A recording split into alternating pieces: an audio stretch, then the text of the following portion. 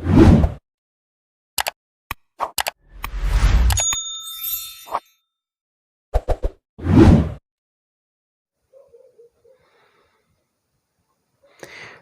विद्यार्थियों, कैसे आप सब। आशा करता हूँ आप सब अच्छे होंगे, मस्त होंगे और मुस्कुराते होंगे और पढ़ते होंगे। तो अपनी पढ़ाई को जारी रखने के लिए हमारे गांव की पाठशाला में एक बार फिर से आपका स्वागत है। तो हम पढ़ रहे थे 7वीं क्लास का पहला पाठ। हमारा पहला पाठ पादपों में पोषण। तो पहले पाठ का जो थ्योरी वाली जो क्लास थी वो तो हमने इससे पहले वाले वीडियो में पूरी क्लास करवा दी थी। अभी इस क्लास में उसके जो पहले पार्ट के जो प्रश्न उत्तर हैं उनके बारे में हम आपको पढ़ाएंगे। तो पहला पार्ट है उसका प्रश्न उत्तर इस क्लास में हम करवाएंगे। तो ये जो प्रश्न उत्तर हैं ये आपकी जो पहला पार्ट है उसके सभी महत्वपूर्ण प्रश्न उत्तर हैं। तो इनको आपको अपने कॉपी में लिखना है और उनको अच्छे से याद करना है। आपकी परीक्षा में ये प्रश्न कहीं ना कहीं अवश्य पूछे जाएंगे और ये सभी मोस्ट इम्पोर्टेंट प्रश्न है। तो इन प्रश्नों को आपको अपनी कॉपी में लिखना है और अच्छे से याद करना है। तो सबसे पहले मैंने आपको क्लास तो पहले से ही आपकी क्लास तो ले ली थी। अगर आपने अच्छे से वो क्लास देखी है तो आप इन सारे प्रश्नों के उत्तर बड़ी आसानी से दे देंगे। और अगर आपने वो क्लास नहीं देखी तो जाइए पहले वो क्लास देखिए, फिर इन प्रश्नों के उत्तर दीजिए। तो सबसे पहले शुरू करते हैं अपनी क्लास। तो पहला क्वेश्चन है कि ये इसमें 5 प्रश्न ए खंड और बी खंड। ए खंड में वो सही विकल्प वाले हैं कि 4 विकल्प दिए हुए हैं, उसमें से कौन सा विकल्प सही है वो आपको चयन करना है। तो चलते हैं पहले प्रश्न की ओर। तो पहला क्वेश्चन है हमारा कि पादप के साथ साथ में ये प्रश्न अभी मेरे साथ में पढ़ लीजिए, फिर उसको स्क्रीनशॉट लेकर अपनी कॉपी में उतार लीजिए और इन प्रश्नों को याद कर लीजिए। ये प्रश्न आपकी परीक्षा में काम आएंगे। तो पहला प्रश्न है कि पादपों के किस भाग द्वारा पादप के किस भाग द्वारा प्रकाश संश्लेषण के लिए वायुमंडल से कार्बन डाइऑक्साइड ली जाती है। तो वायुमंडल से कार्बन डाइऑक्साइड किस भाग के द्वारा ली जाती है। पादप के किस भाग के द्वारा वायुमंडल से कार्बन डाइऑक्साइड ली जाती है। तो बताइए। अ में मूल रोम से, ब में रंध्र से, स में पर्णशिराओं से, के द में बाह्यदल से। तो बताइए वायुमंडल से जो कार्बन डाइऑक्साइड लेते हैं ये पेड़ पौधे वो किससे लेते हैं। बताइए जल्दी जल्दी बताइए। अ उत्तर सही होगा कि ब सही होगा कि स सही होगा कि द।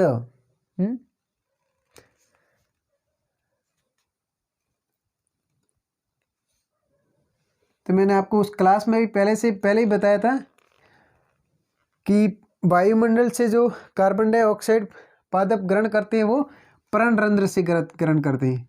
किससे ग्रहण करते हैं? पर्णरंध्र। तो इसका उत्तर सही ऑप्शन हो जाएगा बी। तो पहले का सही ऑप्शन हो जाएगा बी।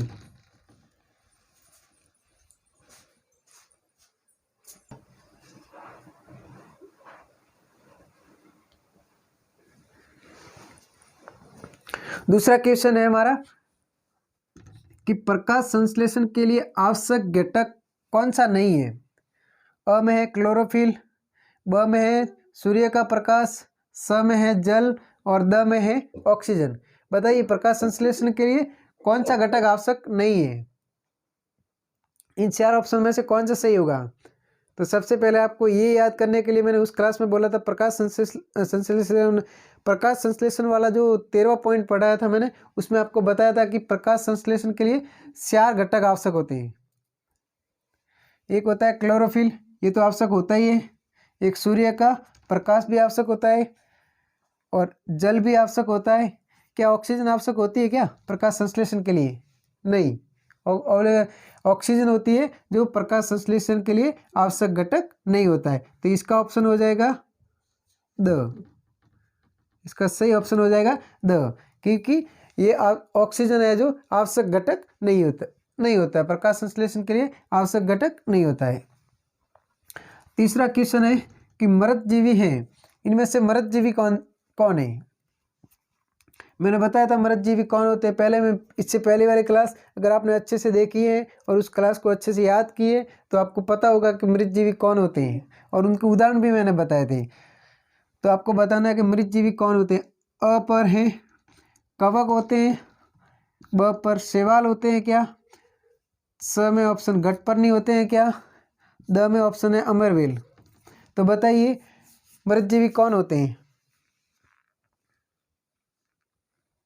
जल्दी जल्दी बताओ। आप कमेंट कर दो तीसरे क्वेश्चन का आंसर आप कमेंट कर दो। अ सही होगा कि ब सही होगा कि स सही होगा या द सही होगा। अगर आपको याद है अच्छे से, अगर आपने क्लास देखी है अच्छे से, उन क्लास को समझा है, तो बताइए मृतजीवी कौन है। तो तीसरे में मृतजीवी है इन चारों में से अमरवेल, घटपर्णी या शैवाल या कवक में से कवक जो है वो है मृतजीवी। तो तीसरे का ऑप्शन असही हो जाएगा, तीसरे का ऑप्शन असही हो जाएगा। कवक जो होता है वो मृतजीवी होता है। मृतजीवी वे होते हैं जो अपना भोजन सड़े गले जैविक पदार्थों से प्राप्त करते हैं, उन्हें मृतजीवी कहते हैं। हाँ, चौथा क्वेश्चन है कि फसल की कटाई के बाद मृदा में कमी हो जाती है। फसल की कटाई के बाद मृदा में कमी हो जाती है, किसकी कमी हो जाती है, CO2 की, कार्बन डाइऑक्साइड की कमी हो जाती है, या ब में है हाइड्रोजन की कमी हो जाती है, या स में है ऑक्सीजन की कमी हो जाती है, या द में है नाइट्रोजन की कमी हो जाती है। बताइए जब फसल की कटाई होने के बाद जमीन में किसकी कमी हो जाती है,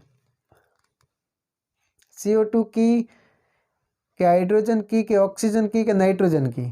तो चौथे का जो सही आंसर होगा वो द होगा। फसल कटाई के बाद नाइट्रोजन की कमी हो जाती है, क्योंकि फसल के कटने के बाद, पौधे के कटने के बाद उनकी जड़ा में जो राइजोबियम होता है, जीवाणु, वो भी नष्ट हो जाता है। तो जिससे वायुमंडलीय नाइट्रोजन जो गैस होती है उनको विलीय पदार्थ में बदलने वाला कोई नहीं होता है, और इसके कारण ये मृदा में वायुमंडल ये नाइट्रोजन गैस की कमी हो जाती है। पांचवा क्वेश्चन है कौन सा पादप कीटों का भक्षण करता है, यानी कि कीटों का भक्षण करने वाला कीट भक्षी पादप कौन सा है इनमें से। अ में है अमरवेल, क्या अमरवेल कीट भक्षी है। ब में है लाइकेन, क्या लाइकेन कीट भक्षी है। स में है घटपर्णी, क्या घटपर्णी कीट भक्षी पादप है। और द में है शैवाल। बताइए पांचवे का आंसर तो बहुत इजी है। इन चारों में से आपको बताना है, सिर्फ 3 पौधे ही हैं जो घटपर्णी होते हैं, 3 पौधे ही हैं जो कीट भक्षी होते हैं। तो इनमें से एक घटपर्णी, ये कीट भक्षी पादप, कीटों का भक्षण करता है, कीट भक्षी पादप है। तो इसका आंसर स सही हो जाएगा, पांचवे का आंसर स सही हो जाएगा। तो ये सही विकल्प वाले अपशब्द वाले क्वेश्चन थे 5। उसके बाद बी पार्ट में है कि रिक्त स्थानों की पूर्ति करिए। इसमें खाली जगह दी हुई है, उनमें आपको लाइन के हिसाब से, वाक्य के हिसाब से भरना, वाक्य के हिसाब से जो सही होता है, जो वाक्य को पूरा करता है वो शब्द लिखना है। तो छठा क्वेश्चन है, आप ध्यान से देखेंगे कि हरे पादप अपना भोजन स्वयं बनाते हैं, इसलिए उन्हें कहते हैं, क्या कहते हैं। हरे पादप जो होते हैं वो अपना भोजन स्वयं बनाते हैं, इसलिए उन्हें क्या कहते हैं। मैंने आपको क्लास में भी, इससे पिछली क्लास में मैंने बताया था कि जो पादप अपना भोजन स्वयं बनाते हैं उन्हें स्वपोषी कहते हैं। क्या कहते हैं? सबपोषी। तो इसका आंसर हो जाएगा, उन्हें सबपोषी कहते हैं। छठे का आंसर सबपोषी हो जाएगा। हाँ, सातवां क्वेश्चन है प्रकाश संश्लेषण की प्रक्रिया। प्रकाश संश्लेषण की प्रक्रिया में जिस वर्णक द्वारा सौर ऊर्जा संगठित यानी इकट्ठी की जाती है उसे कहते हैं। प्रकाश संश्लेषण की जो क्रिया होती है उसमें जो सौर ऊर्जा जिसके द्वारा संग्रहित की जाती है उसको क्या कहते हैं? तो प्रकाश संश्लेषण की क्रिया में सौर ऊर्जा को संग्रहित करने वाला क्लोरोफिल होता है, जो सूर्य से सौर ऊर्जा को संग्रहित करता है, उसको क्या कहते हैं? क्लोरोफिल। आठवां क्वेश्चन है प्रकाश संश्लेषण में पादप वायुमंडल से लेते हैं कौन सी गैस तथा कौन सी गैस का उत्पादन करते हैं? यानी कि प्रकाश संश्लेषण में पादप वायुमंडल से कौन सी गैस लेते हैं और कौन सी गैस निकालते हैं, छोड़ते हैं, उसका उत्पादन करते हैं। तो बताइए, आठवें क्वेश्चन का कौन सी गैस लेते हैं वायुमंडल से? मैंने 13वें पॉइंट में ये प्रकाश संश्लेषण वाला अच्छे से समझाया था कि CO2 कार्बन डाइऑक्साइड गैस जो है वो तो लेते हैं, तथा ऑक्सीजन मैंने आपको बताया था ना, मोनू जो ऑक्सीजन को ग्रहण करता है, तो वो ऑक्सीजन कहाँ से मिलती है उनको? पादपों से। तो उसका उत्पादन कौन करता है? पादप। हम जो ऑक्सीजन ग्रहण करते हैं उसका उत्पादन कौन करते हैं? पादप। ठीक है, पेड़ पौधे उसका उत्पादन करते हैं। हाँ, तो 9वां क्वेश्चन है, खाली जगह में पहले से उसका नाम लिखना है। जीवाणु वायुमंडलीय नाइट्रोजन गैस को विलेय पदार्थों में बदलते हैं। कौन से जीवाणु? जो वायुमंडलीय नाइट्रोजन गैस को विलेय पदार्थों में बदलते हैं, और ये विलेय पदार्थ मृदा में मिलते हैं और मृदा से पेड़ पौधे उनको ग्रहण करते हैं। बताइए कौन से जीवाणु हैं? फटाफट जो भी आपको आंसर आ रहा है उसको फटाफट कमेंट करते रहिए। 9वें का कमेंट करिए, जल्दी जल्दी कमेंट करिए। क्या होगा 9वें का ऑप्शन? कौन सा जीवाणु है जो नाइट्रोजन गैस को विलेय पदार्थों में बदलता है?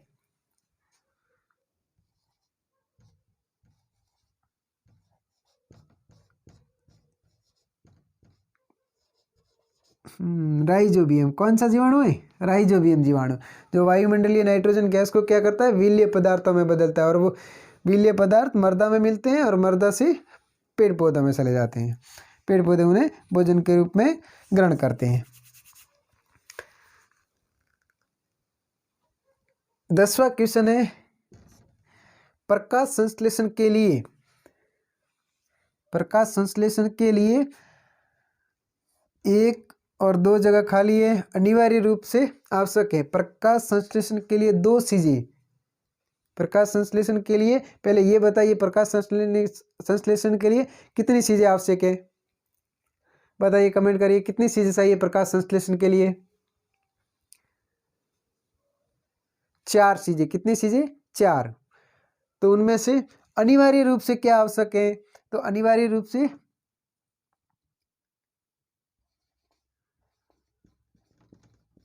क्लोरोफिल। एक तो क्लोरोफिल एवं सूर्य का प्रकाश।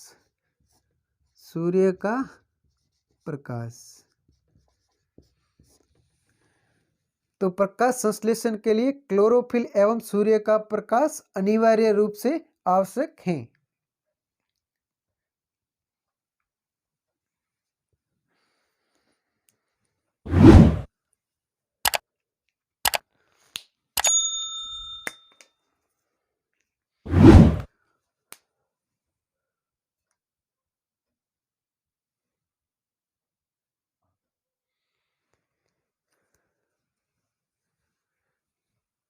हाँ, सी ऑप्शन में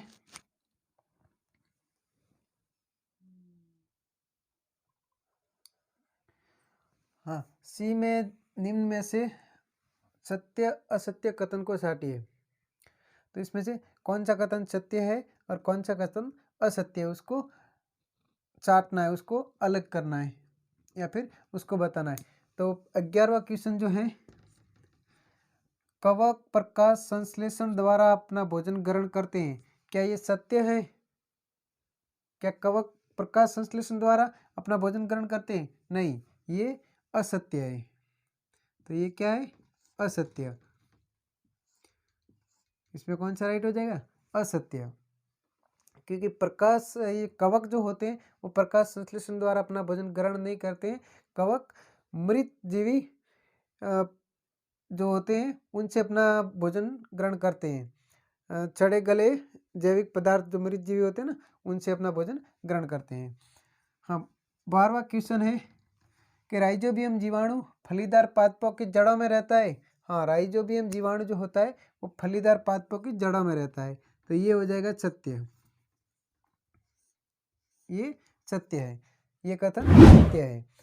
13वां जो कथन है वो है प्रकाश संश्लेषण में कार्बन डाइऑक्साइड गैस मुक्त होती है। प्रकाश संश्लेषण की क्रिया जो होती है उसमें कौन सी गैस बाहर निकलती है? ऑक्सीजन। कार्बन डाइऑक्साइड निकलती है क्या? नहीं। तो फिर कौन सी गैस निकलती है? ऑक्सीजन। तो इसमें क्या पूछा गया है इस कथन में कि प्रकाश संश्लेषण में कार्बन डाइऑक्साइड गैस मुक्त होती है? नहीं। तो ये क्या हो जाएगा? असत्य। ये असत्य हो जाएगा, सत्य नहीं है। ऐसे पादप जो अपना भोजन स्वयं संश्लेषित करते हैं वे मृतजीवी कहलाते हैं। ऐसे पादप जो अपना भोजन स्वयं संश्लेषित करते हैं, क्या वे मृतजीवी कहलाते हैं? नहीं, ये गलत है। ये क्या है? असत्य है। जो अपना भोजन स्वयं संश्लेषित करते हैं वो तो सबपोषी होते हैं, वो मृतजीवी नहीं होते हैं। 15वां क्वेश्चन है प्रकाश संश्लेषण में सौर ऊर्जा रासायनिक ऊर्जा में रूपांतरण हो जाता है। प्रकाश संश्लेषण की क्रिया में जो सौर ऊर्जा जो सूर्य से मिलती है उसका रासायनिक ऊर्जा में रूपांतरण हो जाता है क्या? हाँ, हो जाता है। इसका सौर ऊर्जा का रासायनिक ऊर्जा के रूप में पौधे रूपांतरण करके अपना भोजन ग्रहण करते हैं, अपने भोजन के रूप में उसको ग्रहण करते हैं। तो सौर ऊर्जा जो होती है उसका रासायनिक ऊर्जा में रूपांतरण हो जाता है। तो ये कथन है जो सत्य है, ये कथन जो है सत्य है। तो इस 5 में से पहला कथन असत्य है, दूसरा कथन सत्य है, तीसरा असत्य है, चौथा भी असत्य है और 5वां सत्य कथन है। डी ऑप्शन में है मिलान करना है। तो 16 नंबर पे क्लोरोफिल। क्लोरोफिल क्या जीवाणु है? नहीं। परपोषित है? नहीं। गठपर्णी है? नहीं। पत्ती में पाया जाता है? हाँ, पत्ती में पाया जाता है। तो क्लोरोफिल किधर जुड़ेगा? क्लोरोफिल पत्ती से जोड़ देंगे। नाइट्रोजन क्या जीवाणु, परपोषित, गठपर्णी या परजीवी? तो नाइट्रोजन होता है जो राइजोबियम जीवाणु से संबंध रखता है। पेड़ पौधा में नाइट्रोजन जो होता है वो राइजोबियम जीवाणु से संबंध रखता है। तो इसका हो जाएगा नाइट्रोजन का हो जाएगा जीवाणु से। अमरबेल क्या है? परपोषित है या गठपर्णी है, परजीवी है? तो अमरबेल है जो वो है परजीवी।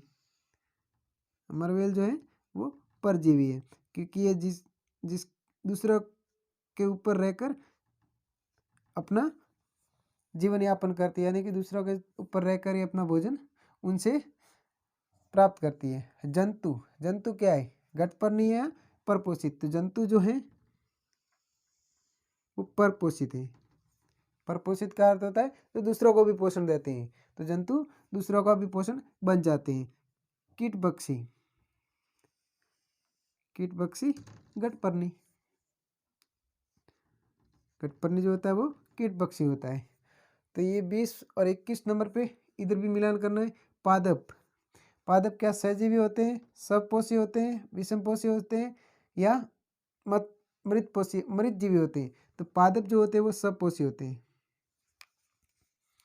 पादप जो होते हैं वो सबपोषी होते हैं, अपना भोजन स्वयं बनाते हैं। कवक जो होते हैं वो मृत जीवी होते हैं। मरीचजीवी से अपना भोजन बनाते हैं। लाइकेन, लाइकेन का संबंध सहजीवी से होता है। लाइकेन सहजीवी होता है। जंतु, जंतु विषमपोषी होते हैं। जंतु विषमपोषी होते हैं। तो ये थे 24 और 25वां क्वेश्चन में 1 लाइन क्वेश्चन है, उसका आपको 1 लाइन में उत्तर लिखना है कि निम्न प्रश्न का उत्तर लिखिए। पत्तियों में हरा वर्णक जो पाया जाता है उसे क्या कहते हैं? मैं आपको इस क्लास में भी और उससे पहले वाली क्लास में भी कई बार समझा चुका हूँ और कई बार बता चुका हूँ कि पत्तियों में जो हरा वर्णक पाया जाता है उसे क्या कहते हैं।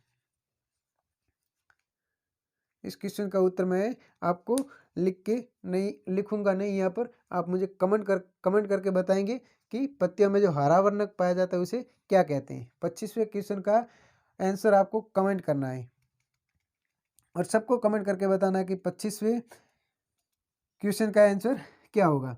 26वां क्वेश्चन देखिए, सभी जीवों के लिए ऊर्जा का सरल स्रोत क्या है? सभी जीवों के लिए ऊर्जा का सरल स्रोत सूर्य का प्रकाश है। सूर्य का प्रकाश है जो ऊर्जा का सबसे बड़ा स्रोत है। सभी जीवों के लिए ऊर्जा का सरल स्रोत क्या है? सूर्य का प्रकाश।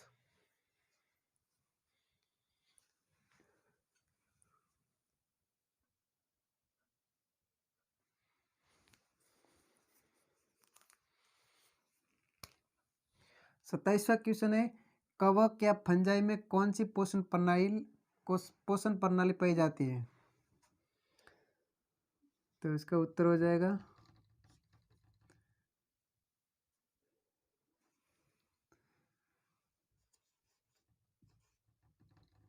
कवक और फंजाई जो होते हैं वो मृतजीवी होते हैं, तो मृतजीवी पोषण प्रणाली। पोषण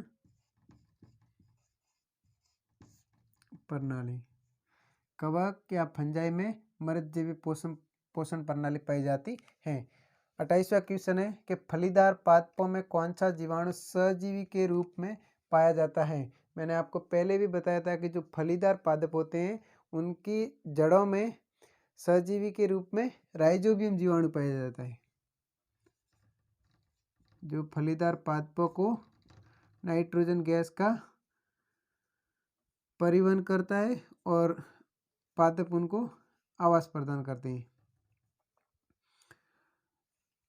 फलीदार पादपों में सहजीवी के रूप में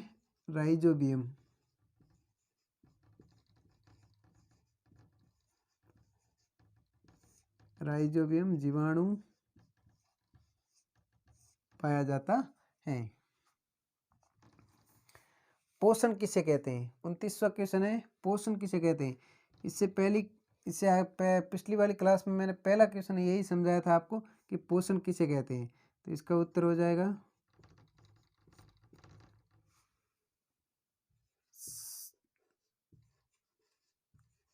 जीव जंतुओं यानी कि सजीवों द्वारा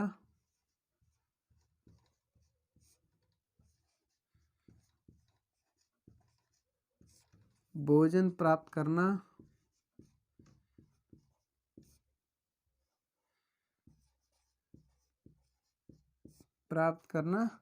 पोषण कहलाता है।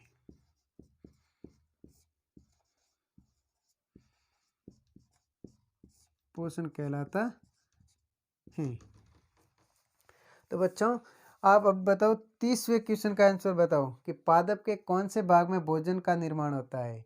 ये क्वेश्चन बहुत इंपॉर्टेंट है और बहुत कॉमन सेंस वाला क्वेश्चन है कि पादप के कौन से भाग में भोजन का निर्माण होता है। तो हम प्रकाश संश्लेषण पढ़ते थे तभी मैंने बताया था कि पादप की जो पत्तियां होती है वो भोजन बनाती है। पादपों का भोजन कौन बनाती है? पत्तियां बनाती हैं। और कैसे बनाती है? प्रकाश संश्लेषण के द्वारा। तो किस भाग में भोजन का निर्माण होता है? पत्तियों में।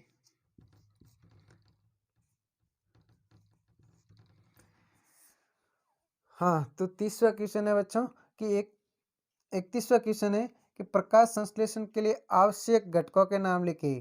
प्रकाश संश्लेषण मैंने जब समझाया था आपको, तब मैंने आपको बताया था कि प्रकाश संश्लेषण के लिए 4 घटकों की आवश्यकता होती है। तो उसका उत्तर हो जाएगा 4 घटक कौन कौन से थे, मैंने आपको याद करने के लिए याद करने के लिए भी बोला था। तो अगर आपने याद किया है तो बताइए मेरे साथ। सबसे पहले कार्बन डाइऑक्साइड, वेरी गुड। क्या? Carbon dioxide.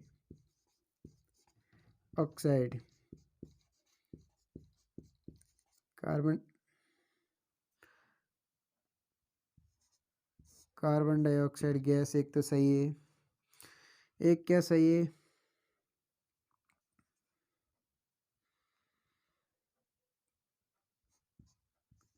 प्लस जल चाहिए। प्लस क्या चाहिए? क्लोरोफिल।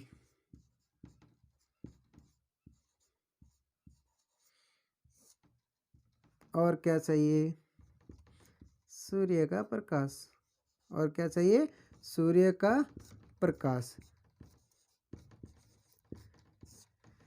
ये सारा चीजें होती है तब प्रकाश संश्लेषण की प्रक्रिया जो संपन्न होती है, तब जाकर के पादपों का भोजन जो होता है। क्या होता है पादपों का भोजन? बताओ।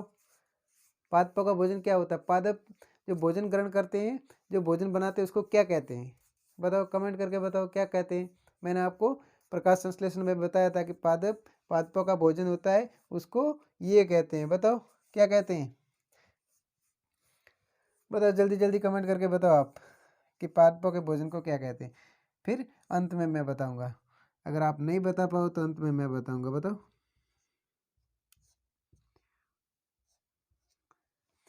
किन्हीं 3 कीट भक्षी पादपों के नाम लिखिए। ऐसे पादपों के नाम लिखने हैं जो कीटों को खाते हैं अपने भोजन के लिए। पेड़ पौधे भी कीट पतंगों खाते हैं। देखो, तो सबसे पहले तो वही गठपर्णी,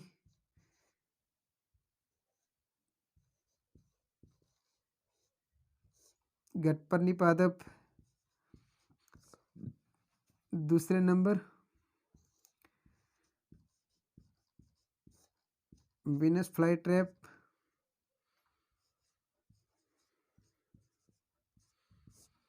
वीनस फ्लाई ट्रैप। और तीसरे नंबर पे आएगा सनड्यू। सनड्यू पादप। ये 3 पादप होते हैं जो क्या करते हैं? कीटों को खाते हैं। अपने भोजन के रूप में कीटों को खाते हैं। थोड़ा रोचक लग रहा है, परंतु ये सच है। 33वां क्वेश्चन है कि प्रकाश संश्लेषण की प्रक्रिया में कौन सी गैस बाहर निकलती है? प्रकाश संश्लेषण की क्रिया में कौन सी गैस बाहर निकलती है? बताओ। जब प्रकाश संश्लेषण होता है, प्रकाश संश्लेषण की प्रक्रिया जब संपन्न होती है तो कौन सी गैस बाहर निकलती है? सबसे पहले बनता क्या है? वही पादपों का भोजन, कार्बोहाइड्रेट।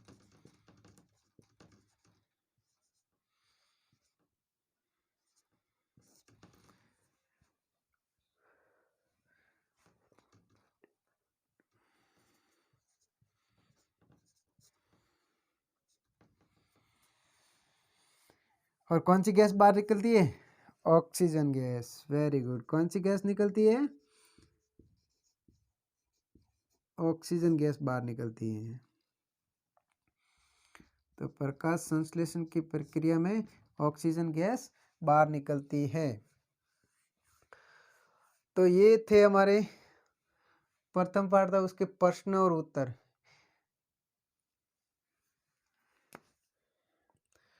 तो धन्यवाद। आज की क्लास को यही समाप्त करते हैं। कल हमारी होगी दूसरी क्लास, दूसरे पार्ट की। तो देखना, भूलना नहीं। इसके बाद पहले पार्ट के बाद दूसरा पार्ट आएगा और दूसरे पार्ट की क्लास होगी पहले, फिर उसके बाद दूसरे पार्ट के प्रश्न उत्तर होंगे, उसके बाद तीसरी क्लास, फिर तीसरे पार्ट के प्रश्न उत्तर। और ये सिलसिला साइंस का यूं ही चलता रहेगा। और इसी सिलसिले में बने रहने के लिए बने रहिए हमारे साथ हमारे गांव की पाठशाला में। तो 7वीं क्लास की सभी बुकों को पढ़ने के लिए सबसे पहले अभी तक हमारे चैनल को सब्सक्राइब नहीं किया है तो सब्सक्राइब कर दीजिए, और क्लास आपको अच्छी लगी है तो लाइक कर दीजिए, शेयर कर दीजिए, और कमेंट तो आप वैसे भी कर ही रहे हैं। तो धन्यवाद, आज के लिए इतना ही। फिर मिलते हैं अगली क्लास में दूसरे पार्ट की दूसरी क्लास में। धन्यवाद।